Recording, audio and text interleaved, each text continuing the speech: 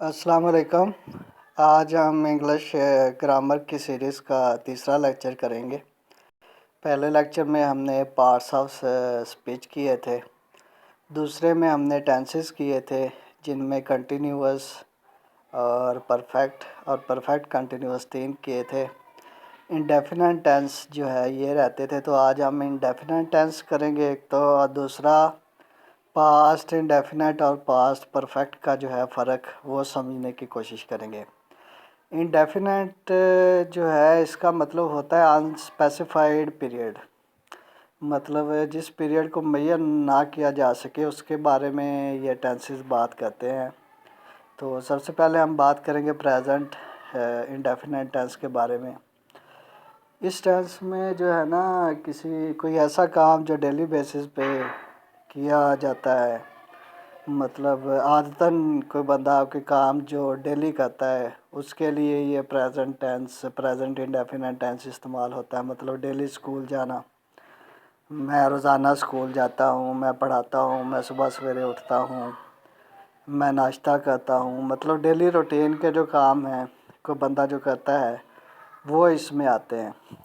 उसके बाद है पास्ट इंडेफिनेट टेंस। ये माजी में किया गया कोई काम जो है ना, ये इंडेफिनेट पीरियड के लिए है।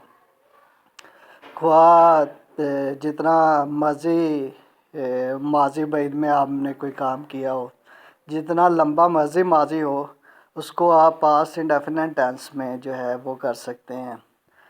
इसमें जो है वो वर्ब की दूसरी फॉर्म इस्तेमाल होती है, और प्रेजेंट इंडेफिनेट और पास्ट इंडेफिनेट टेंस इन दोनों में जो है वो हेल्पिंग वर्ब इस्तेमाल नहीं होती। प्रेजेंट इंडेफिनेट टेंस जो है इसमें वर्ब की पहली फॉर्म इस्तेमाल होती है, हेल्पिंग वर्ब इस्तेमाल नहीं होती। और पास्ट इंडेफिनेट टेंस जो है इसमें वर्ब की दूसरी फॉर्म इस्तेमाल होती है, जैसे गो की जगह पे वेंट इस्तेमाल हुआ है, और हेल्पिंग वर्ब इस्तेमाल नहीं होती। इसके बाद है फ्यूचर इंडेफिनेट। ये भी इंडेफिनेट पीरियड के लिए हो सकता है। इंडेफिनेट जैसे मैंने आपको बताया अनस्पेसिफाइड पीरियड, लामहदूद पीरियड के बारे में बात की जा सकती है इन टेंसों में, हुआ वो प्रेजेंट में हो, पास्ट में हो या फ्यूचर में।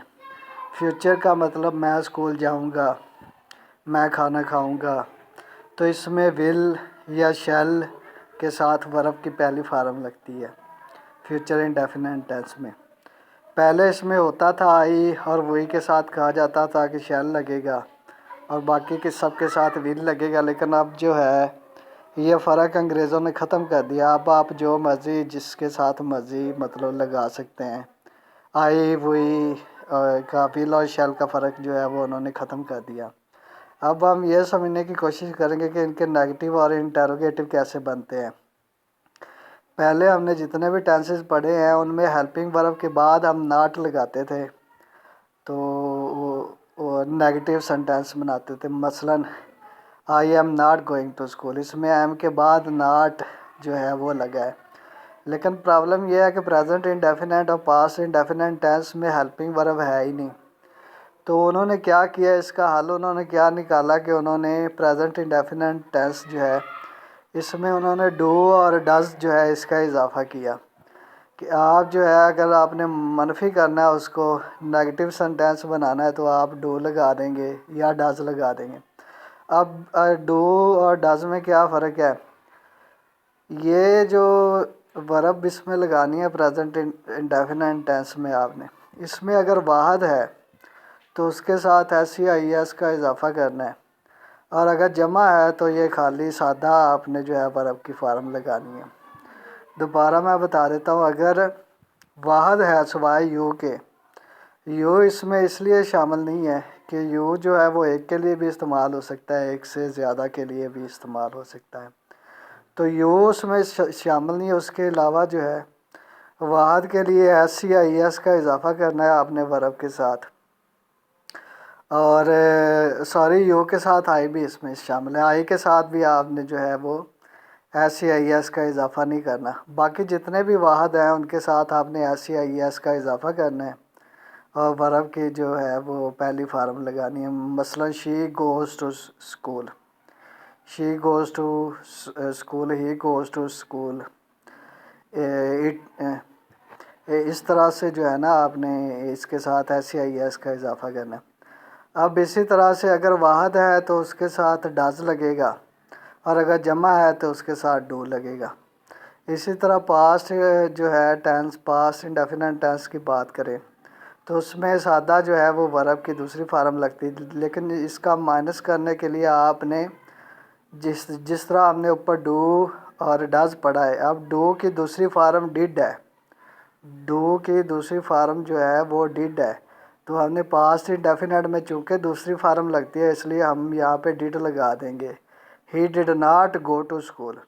अब आपने ये बात भी याद रखनी कि जब आपने डिड लगा देना है तो फिर वर्ब की फार्म जो है वो पहले लगानी है आपने, क्योंकि दो जो है माजी की फार्में नहीं लग सकती।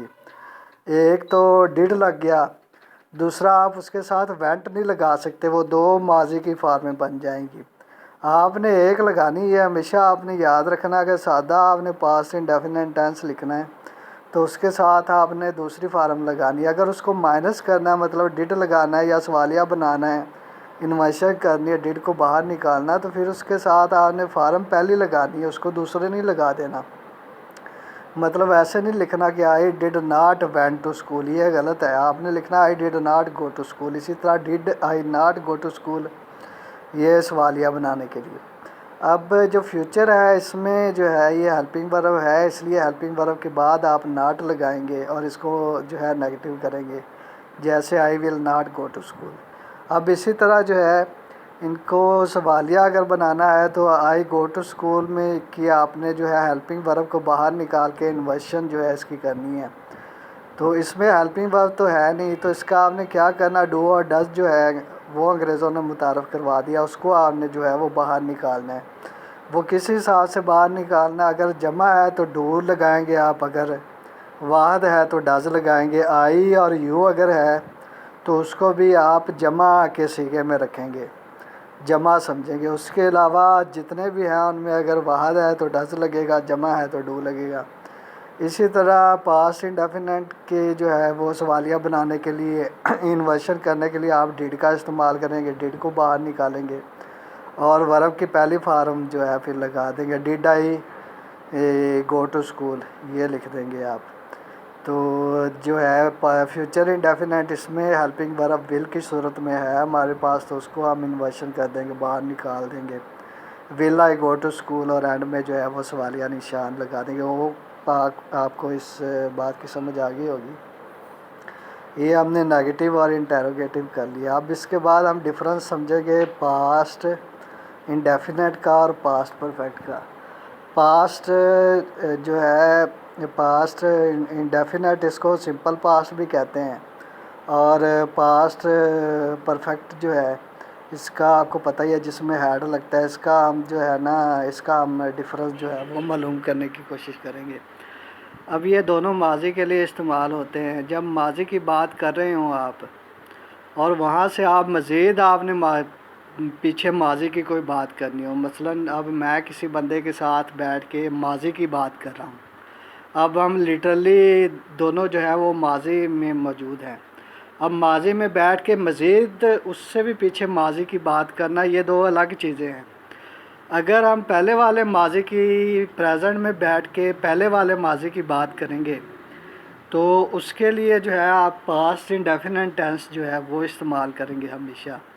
और अब जो है अगर आप उस माजी में खड़े होकर मज़ीद पिछले माजी की बात करेंगे तो उसके लिए आप पास्ट परफेक्ट टेंस जो है वो इस्तेमाल करेंगे। अब मैं आपको मिसाल देता हूँ, उससे आपको इसकी समझ आ जाएगी। I had already eaten my dinner when he called. अब इसमें वो ये कह रहा है कि अब यहाँ पे बैठ के वो बात कर रहा है, हाल में बैठ के बात कर रहा है, तो हाल से जो है पहले वाला ये बनता है कि I had already eaten my dinner, कि पहले जो है उसने जो है वो उसको कॉल की है और उसके बाद जो है वो उसने जो है वो खाना खा चुका था जब उसने कॉल किया। तो